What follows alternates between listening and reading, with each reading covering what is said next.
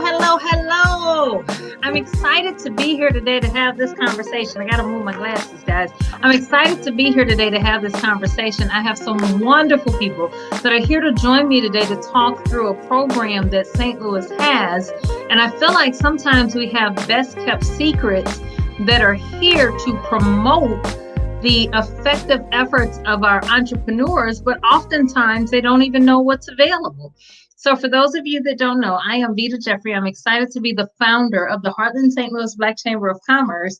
And once again, we always come before you to bring tidbits about what you may know or what you need to know more about around the greater St. Louis area. So I want to introduce my panel for today. As we come on, we'll talk through the various pieces about little known jewels that you can take advantage of as an entrepreneur, and as a member of the Heartland St. Louis Black Chamber of Commerce, so that we can help you grow and expand your business. So first up, I want to introduce a longtime friend of mine. I'd like to call him. We've worked on a number of efforts together, and I dare say there are people who, you know, when they're involved, the atmosphere is just going to get better because of the efforts that they bring to the table. So help me welcome Carl Gunther. Carl is the Assistant Vice Chancellor of the Economic and Community Development Program with the University of Missouri at St. Louis. So Carl, welcome. How are you? I'm doing well. Thank you, Vita. It's wonderful to be here tonight.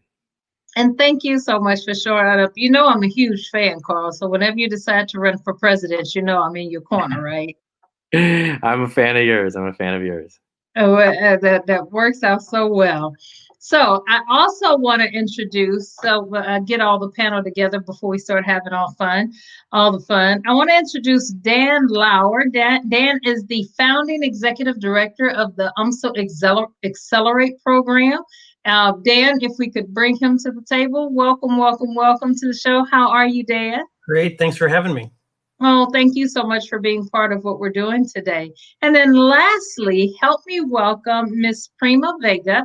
And Prima is the Senior Manager of Special Projects for the Economic and Community Development Program through UMSL. Hello, Prima. How are you? Good evening. Well, thank you. How are you? Good. Guys, thank you so much. I know all of you are so busy in what you're doing in your day-to-day lives. So the fact that you took time out to be able to allow us time tonight just to dig a little deeper in the wonderful work you're doing, I feel so honored. And I'm excited to be able to bring this to our membership and the community. So, Carl, let's kind of dig in. Also, you know, I'm excited to be a grad. I'm not as distinguished as Dan yet, but I'm working on becoming that distinguished so I can get my own little Triton square. But I am a graduate of the University of Missouri at St. Louis. And so it's exciting to talk through how we might work together to make sure that our Black-owned businesses have an opportunity to take advantage of all that's available. So can you kind of give me an overall picture of what you guys are baking up over there? Let me say this.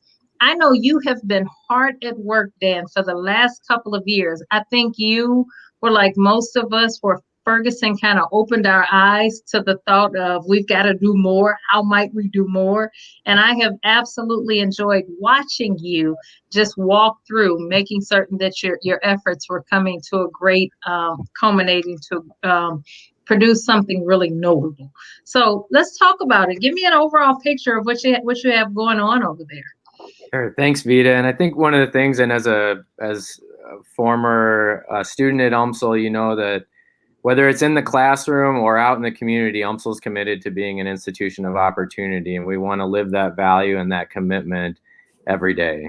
And one of the key things that we've done at UMSL over the past 4 years is really embraced an anchor mission. Now, what does that mean? That means that from our business operations to our experts and our human capital, we want to leverage that in partnership with community to drive a more thriving economy and vibrant communities in North County and throughout the St. Louis region. This work covers a wide range of activity and partnerships, but a few key things are looking at how we strategically use our purchasing and the ability to connect with local companies and women-owned companies, Black-owned companies, to try to drive economic opportunity. It also means that we commit ourselves through programming, and you'll hear from my fellow panelists on this, programming to support entrepreneurs and small businesses as they seek to build their future. And so coming up over the next week and then into next year, we have events on October 27th, and you'll hear from Prima Wagan on this about upcoming projects and facilities, and looking at ways that folks can get support and procurement technical assistance to put their best foot forward and make those connections and hopefully build a new business relationship. And you'll also hear about a really exciting accelerator that is coming online and will generate connections to capital and connections to the networks and supports that many businesses need and can use to really accelerate their growth. You know, Carl, that sounds extremely exciting. And I've got to say, being in this seat, I also sit as a board member to the U.S. Black Chambers, Inc. nationally. And one of the things that I'm noticing, and I'm sure Dan will relate to this, is in that position, we get a lot of requests for to make connections to some national companies when they're looking for businesses to fill orders. The challenges that all of us run into is maybe we don't have enough minority or Black-owned businesses who have specific expertise. And I know throughout COVID, we've been watching people pivot to reinvent themselves so that they can take on new spaces. But you know, I learned a concept years ago that I'm hopeful we can speak to today in this process, that it behooves our business owners or those who are interested in being business owners to look at contracts that are coming out. And if in 2020 there's an RFP that comes out, that's not something that's in their wheelhouse. If that contract is not going to be up for another 2, 3, or 4 years, and it might be something they're interested in, then to take on learning so that that could be something when that contract comes up again, now they have, you know, they're armed and ready. And so that might be something I'm hopeful when Dan tells us all about what's going on at his accelerator, that might be a way that we can partner and help businesses also, because we got to be able to find ways to make money every way possible and better use our skill set. So Dan, tell me before we come back to Carl, tell me about the accelerator that you founded. Right. So UMSL Accelerate is the entrepreneurial program for UMSL. And we educate, so we have a BSBA, so we're teaching students. We have peer learning with clubs and clinics. But how we differentiate is our accelerator program. So we did a corporate accelerator with Ameren. We did a student accelerator with the system. I don't know if you know this, but we've provided over $300,000 to students in the last 2 years. Wow. And one of the things that we think about is scale. And so I'm not a big believer in the $500 business plan competition. So when we thought about a purpose-driven accelerator, we said, you know, what is this issue around access to early stage capital and equities around that? So our diversity, equity, inclusion accelerator kicked off October 6th. We're offering $50,000 to up to 6 underrepresented founders, grant equity free, an 8-week boot camp, a fully paid intern, alums to engage in networks, faculty to amplify and consider further research and further grants. So we're bringing a disruptive model to early stage capital. Man, that's awesome. Yeah. That's huge, because there's often little to no funding available or assistance available in that space. There's great education programs all around the region, but they don't fund. And so by $50,000 is a lot of money in terms of taking you to the next milestone. Yeah. To demonstrate that need, we thought at best we might get 200 applications. It's not even halfway through the program. In terms of call to action, we've got 357 already. Oh my goodness, that's wonderful news. How awesome is that? I'd love to see it be a hard decision, and then also go in and prove the fact that you need more money, so you need more funding for it. So that's awesome. So Dan, I want to keep you up a minute. Tell us about what the requirements were for that. We're St. Louis, so you want to grow and build here, and it's underrepresented, so people of color, LGBTQ, immigrant, veteran, women, all around doing something good in the region, in the community to scale. And so you don't have to be in revenue. So anyone with an idea can come look and apply, because even applying is a good learning. We have 48 tough questions. But really, it's a contest, so it's going to be right at or near revenue, because what we really want to do is demonstrate that diverse investing is good for the economy. And we have 3 incredible sponsors, Amarin, Express Scripts, and Edward Jones, who have said yes, and a bunch of anonymous friends that said, yeah, let's try this year. I love that. So when we were starting the Heartland St. Louis Black Chamber, I don't know if you guys know the history of it. We started as a result of what happened with Ferguson. And so because my office was responsible for pulling together the Ferguson Commission, I kind of took some pages out of their books. And we held a lot of listening sessions.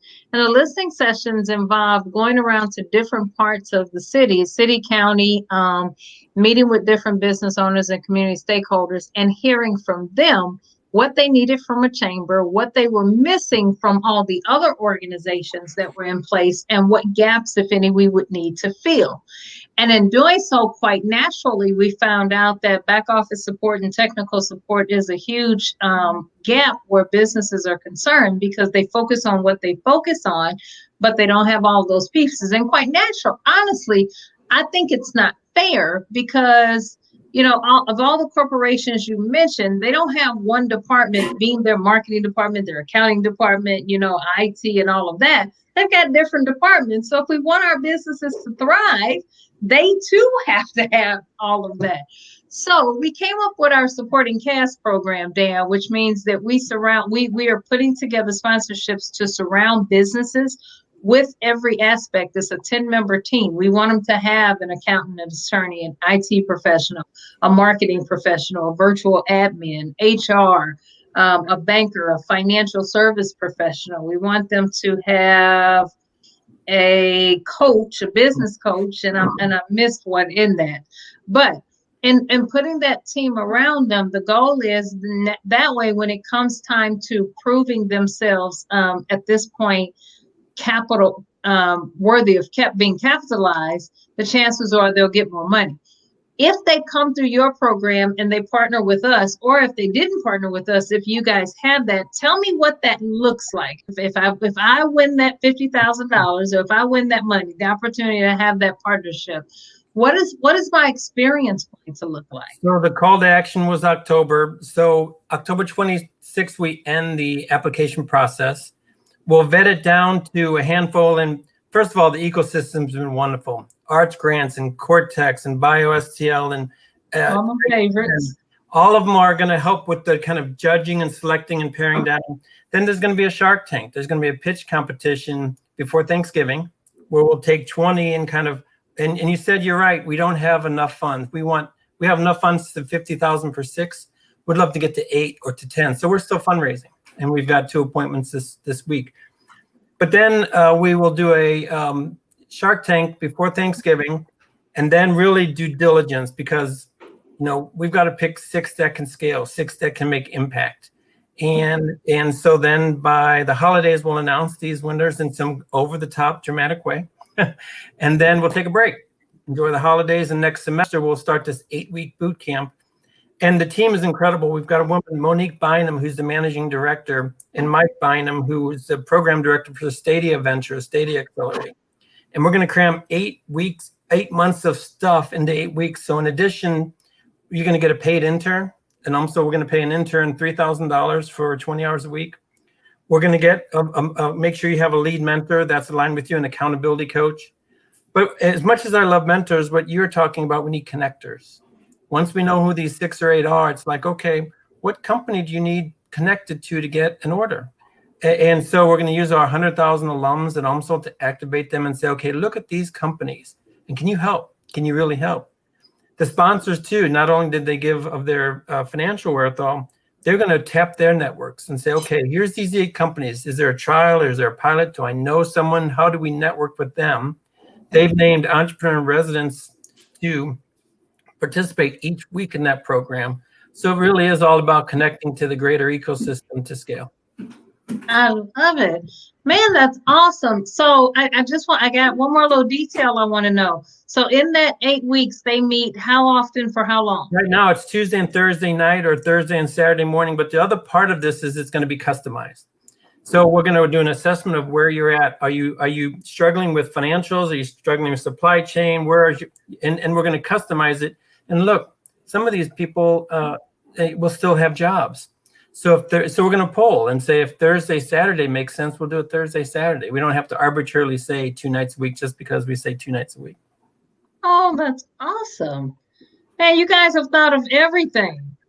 Oh, well, well, as you know, as an entrepreneur, we're building the ship while we're flying the ship. So I'm not, you know, we're not going for perfect. We're going for excellent. Absolutely. And the great thing is, in coming out of this, you'll have 6 businesses that'll be better, all the better for it. And we'll go through and we'll come out of a strong program. So is there a certificate that they get when they finish? No, this is non-curricular. There's no credit hours here. Okay. Okay. And that's fine. I just know we like to, even if it's if it doesn't offer any credits, we still like to see our name on paper and, hang something in a picture frame. If we're going to be, look, we're going to film everything like a reality TV show.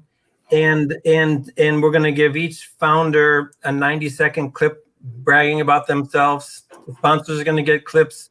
If you don't, we took 15% of the budget for marketing because one thing we don't always do in St. Louis well is tell our story.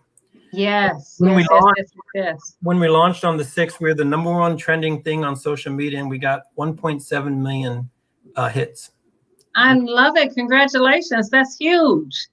So I've got to find a way to be a guest speaker or something so I can get my 3 minutes of fame in there, just to have my little cameo, even if I just kind of walk through the back, hold up a side or something. I've linked into you, and we're going to see exactly how we can work together. We're looking at different places to incubate as well. It might be the partnership, might be Tech Artista, might be Cortex, because the other gap is some of these founders at Demo Day won't be exactly ready to pay rent. And so as part of now that we've got the dollar sponsors in, you talk about technology, we're talking to Microsoft, we're talking to folks about how to plus up accountants, lawyers, so we do the in-kind kind of services and really move them farther faster. Oh man, I love it. I love it. I love it. So Dan, I want to come back to you for a second because as we were talking through all of this, I always see the smiles on your face, and I know that you've been intentional even just from the purchasing space. And I think if we could get more companies as intentional as you're being, I think it would go a long way at making certain that some of our minority companies have contracts that they could actually look to long terms. If we looked at what all those spending dollars are across the board, from across universities, across our private companies, we really could put an end to some of the issues that we're having. So talk about your intentionality in that and what your vision is and heading in that direction going forward. Well, Vita, one thing I want to just say first is thank you for being a partner over the years on this kind of work. Actually, part of how this year's procurement event is designed is thanks to your feedback that you provided and that you heard from your business members was around giving that lead time. You spoke to making sure that we can forecast where projects are going to be and what kind of companies might be needed for that. And so our event coming up is really looking within facilities about upcoming projects so that there is a longer lead time. And organizations like yourselves and others can work with members to try to help folks get ready to apply and increase the likelihood of getting and securing business with the university. We also are working outside of this event to try to connect with local companies that might be able to be preferred vendors around different categories of spend, and which that's an option through our procurement policy. And so as we make our way through understanding what kind of industries and high purchase categories exist across the university, the ability to connect with the Heartland St. Louis Black Chamber around companies that fit that service or good is critical to making sure that we can drive as much impact in our region as possible through our business operations. And I want to leave a little bit for Prima to share with you, but even within the event on the 27th, you'll see that we've thought about making sure we're connecting people to technical assistance as well, even within that one event. So one of the things I hope you recognize and see here is that at UMSL, we're committed to building a strong foundation for relationships that can drive opportunity in people's lives. And so that thoroughness is something we both value, but also try to implement sincerely. Absolutely, absolutely. And I absolutely want to say job well done. That's so exciting. And thank you for that. I do remember the conversations we were having, and it's wonderful to see, man. And if we ever get to a point, Carl, where we could just publish some kind of list, these are the things that are coming up. I get the chills thinking about how many businesses would be prepared to then move forward, taking advantage of that. But you are setting a great example. Miss Prima, come in with your beautiful background and tell us, you got things to share. You make me want to learn to play the piano. So, well, you know, the wonders of technology, they give us virtual backgrounds so they don't quite have to show off what's going on. But as Carl has been referring, you know, UMSL has really been very interested in making sure we strengthen our connections with local businesses.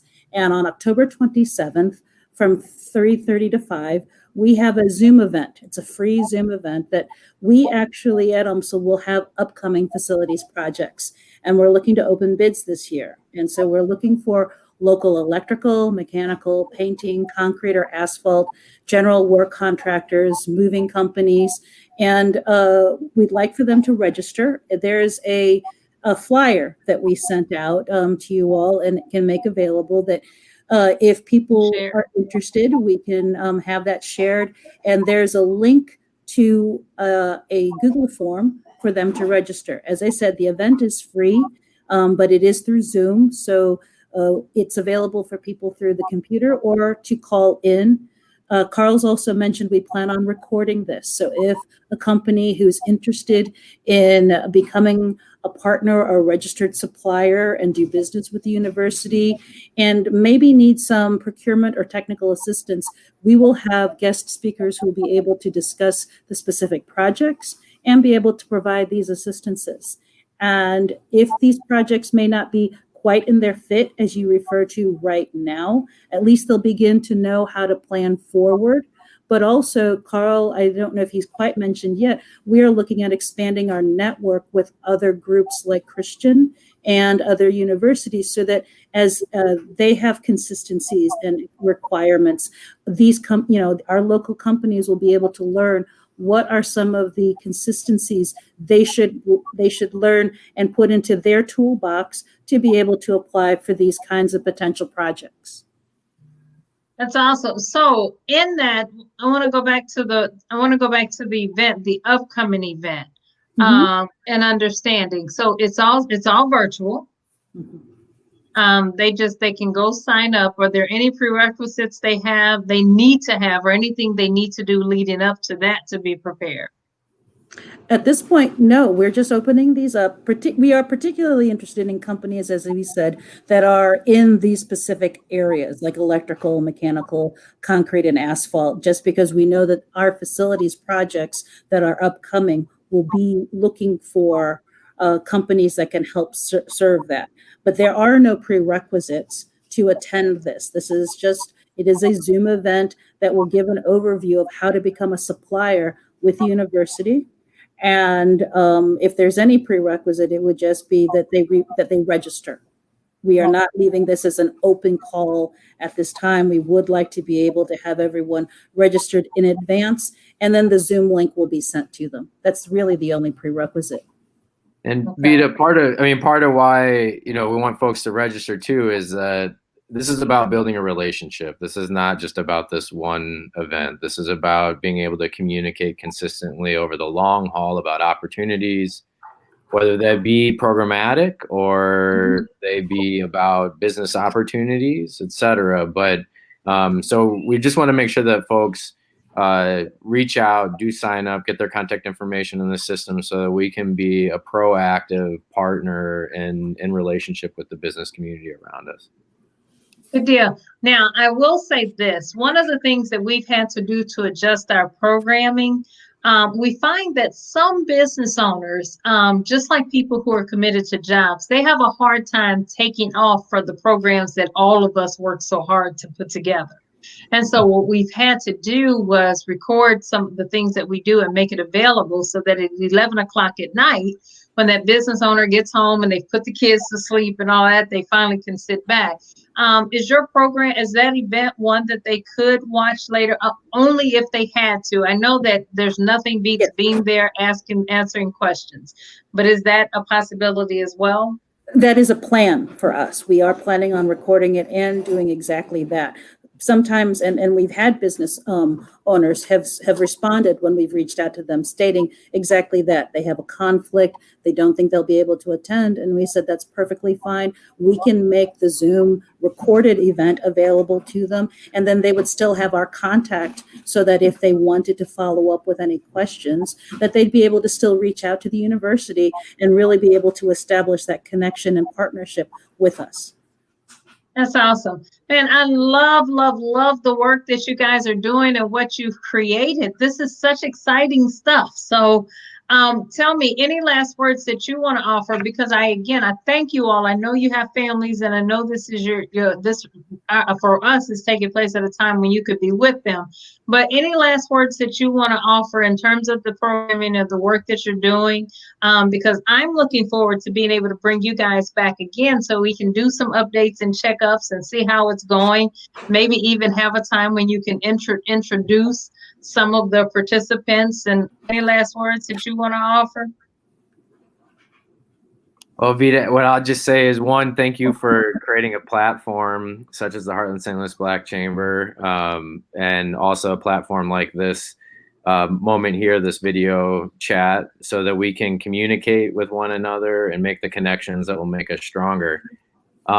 Your organization is obviously critical in building a more connected St. Louis and making sure that we can do our best to create opportunity and economic opportunity, and address equity issues at the same time. And so I want to first just thank you for that. The second would be that please go check out Dan Lauer's program, the DI Accelerator, and we hope that you sign up for the October 27th event if you're a contractor interested in making connections with the facility. Like we got a contractor right now.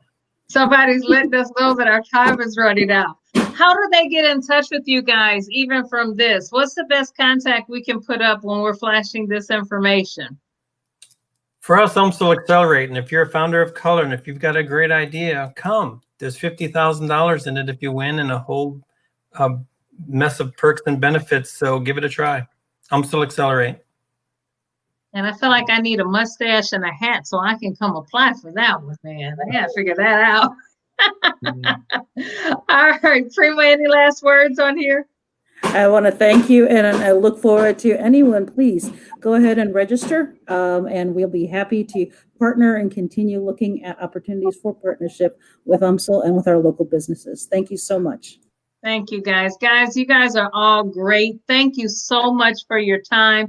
As all of us adjust to our COVID world, we know life is changing ever so much, and I love what you guys have built, and I am 100% cool with how we were able to come together to pull this off. So thank you, thank you, thank you again, and look forward to more conversations about it, and I know all will go well. So have a great one. Bye-bye. Bye-bye.